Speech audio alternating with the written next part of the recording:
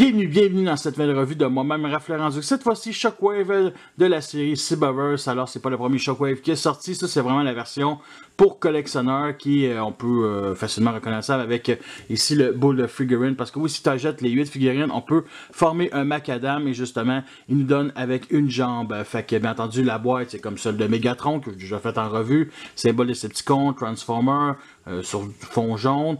Shockwave ici, Cyberverse Adventure, Transformer Bumblebee. Même ce personnage-là, là, sérieusement, il n'y a aucun rapport sur cette boîte-là. Tant qu'à moi, là, puis il réussit quand même à nous le plugger encore. En tout cas, bref. 6 ans et plus, Hasbro.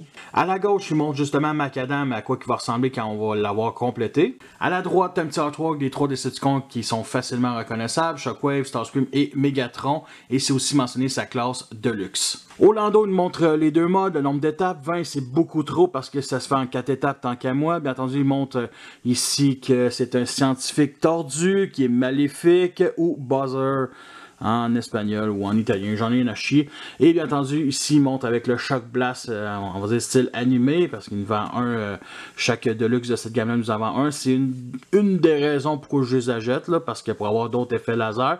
Et bien entendu, si on collectionne les 8 figurines ici, ben on a justement un macadam complet. Et on retrouve ici justement au fond de la boîte un Cybertron très rose et c'est stylé. Voici le mode alternatif de Shockwave qui est un genre de tank scarabée quadripode qui me rappelle un peu justement le scarab de l'univers Halo, fait que, avec le canon ici sur le dessus puis le fait que ce soit 4 pattes quand même mis on va dire vers l'extérieur, fait que c'est un beau scarab. Honnêtement, je ne suis vraiment pas fan de ce mode alternatif là. Mais au moins, on peut donner ça à Hasbro. C'est différent des autres que Shockwave a habituellement. Tu sais, Shockwave d'Argent, c'est un gun laser extraterrestre cybertronien. Que si on veut d'abord, c'est un sous-marin extraterrestre, mettons. À un moment donné, c'était un tank, puis à un moment donné, c'était un jet. Là, fait que, ça a toujours été cybertronien, Shockwave, la plupart du temps. Je pense qu'il y a eu une voiture à un moment donné. Fait que bref, je suis pas le plus grand fan, mais bon, au moins c'est différent. Même si j'aime pas le look, je considère la figurine avec quasiment aucun défaut vraiment dans ce mode-là. Fait que tu sais, ça respecte ce qu'on voit dans le show animé. Ça, c'est bien entendu les jambes du mode robot. Fait que c'est laid de nature, on dit ça de même. Fait que, alors pour ce qui est des couleurs, le paint job est incroyable. Ok, mettons le port du mauve que vous voyez ici aucunement peint, à part ici à l'avant. Ce qui a l'air de ne pas avoir une énorme différence, mais c'est bien peint. Sinon, on a du silver ici, justement, à l'avant. Ici, ce qui va former les avant-bras sur chaque bord. Et bien entendu aussi sur les jambes et même à l'intérieur des jambes. Fait que le silver est quand même très présent. Sinon, le rose ici pour les optiques. Ici, ce qui va former les épaules en mode robot. Ici, bien entendu, sur le canon. Autour, mettons, ici. Fait qu'il est quand même assez omniprésent. Et bien entendu, sur l'arme secondaire. Sinon, à part de ça, disons le seul symbole Decepticon ici.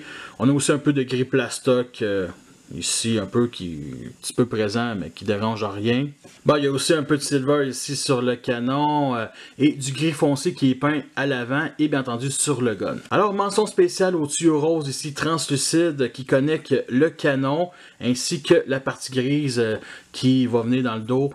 Justement, fait que on peut venir aussi déconnecter pour la transformation, ce que j'ai vu dans la revue d'Emgo, je pense pas que je vais faire ça. Pour les articulations, le canon pivote de gauche à droite, le canon ici peut lever comme ça, mais bon, c'est juste accroché dans un trou 5 mm, fait que on peut même tirer à l'arrière.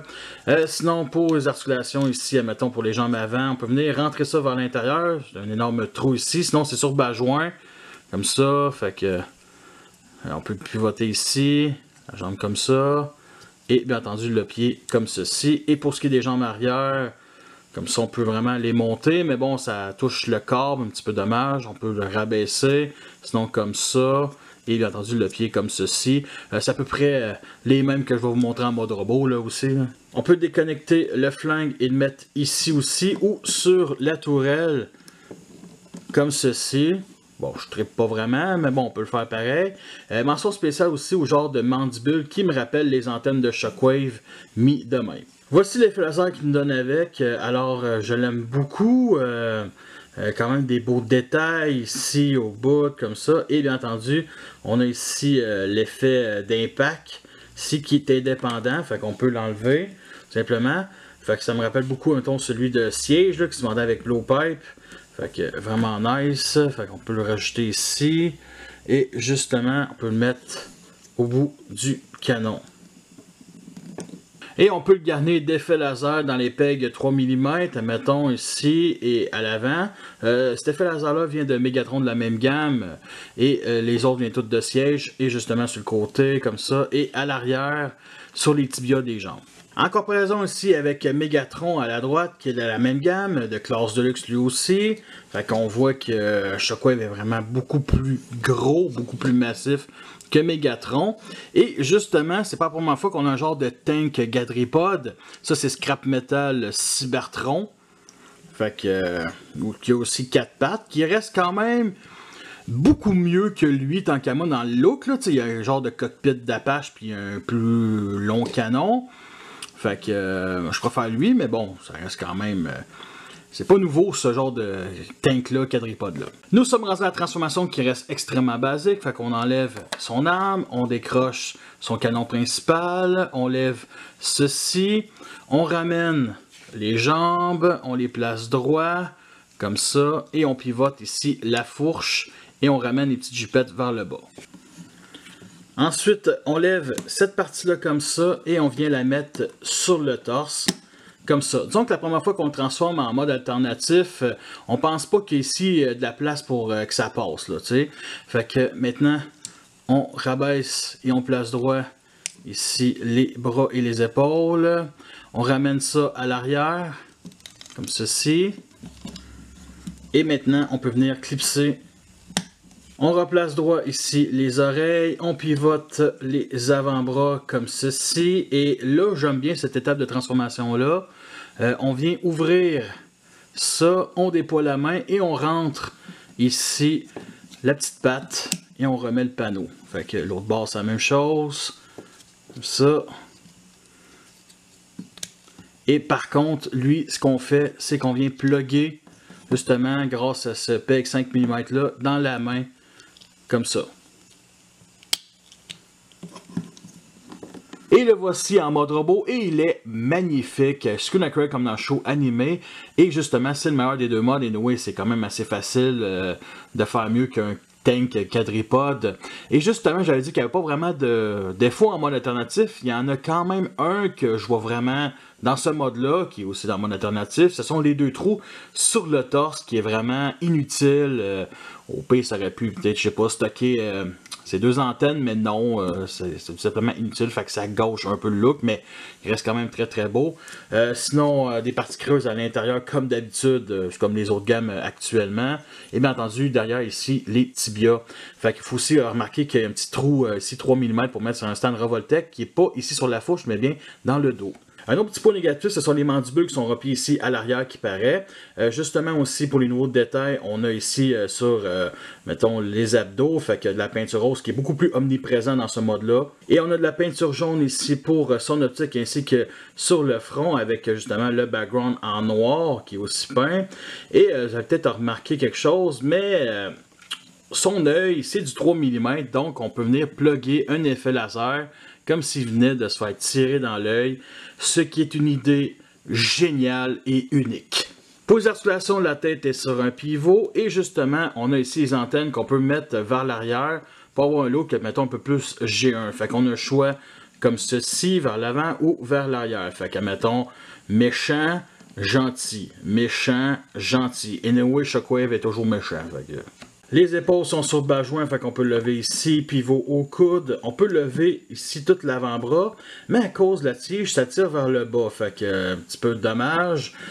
Si justement on enlève le canon, ici comme ça,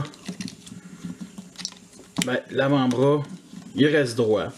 On peut descendre ici un peu la main et elle est sur un pivot. Par contre, quand elle pivote, ça touche ici la petite patte en dessous. La fourche pivote et en pivotant, ça lève la petite jupette ici sur chaque barre. Je trouve ça vraiment sweet et assez unique. Fait que la jambe peut lever sur le côté, à l'arrière. Pivot ici justement à la base du genou. Fait que c'est aussi assez rare. Accélération vers l'arrière comme ceci, mais c'est de la transformation. Le pied, on peut le lever puis le descendre et vers l'intérieur comme ceci.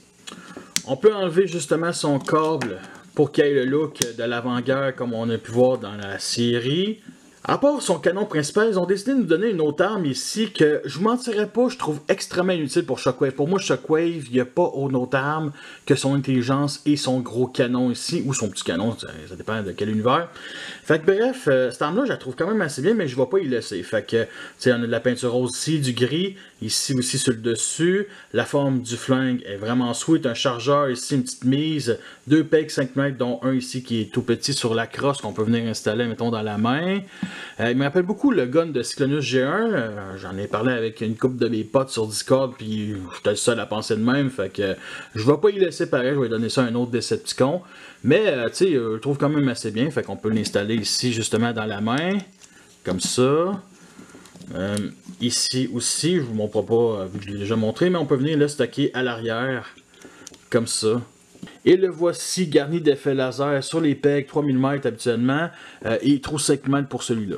En comparaison avec Megatron de la même gamme ici, qui est malheureusement beaucoup moins massif que Shockwave, et ça devrait être le contraire, Megatron devrait être un peu plus massif que les autres Decepticons. Et bien entendu, Shockwave siège ici justement en classe leader, mais disons sans l'armure, c'est un classe voyageur.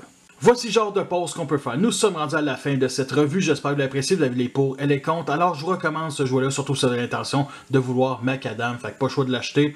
Justement, je l'ai payé à peu près 27$ avec les taxes à mon Toys R Us. Il était en spécial, je pense, 23$. Fait que son prix initial, c'était 30$. Je ne mentirais pas de 30$, je trouve ça cher. Mais en même temps, on a quand même une partie de Macadam ainsi qu'un effet laser. Fait que c'est quand même mieux justifié que les Deluxe Siege qui n'ont aucun effet laser. Puis au moins, ils ont un peu plus d'armes. Mais c'est beaucoup plus justifié ce prix-là, tant qu'à moi. Alors justement, il y a les photos sur Facebook, le lien va être en description comme d'habitude. Justement, quelques fan mods, dont un qui remplace le mode tank, allez voir ça. La qualité de plastique, c'est comme les gammes actuelles, c'est pas super bon. Il y en a même qui ont dit qu'il était pire que les Siege. Honnêtement, je trouve ça autant égal. Fait que vous voulez tous m'accrocher, vous savez tous quoi faire. Fait que sur ça, je vous laisse et à la prochaine.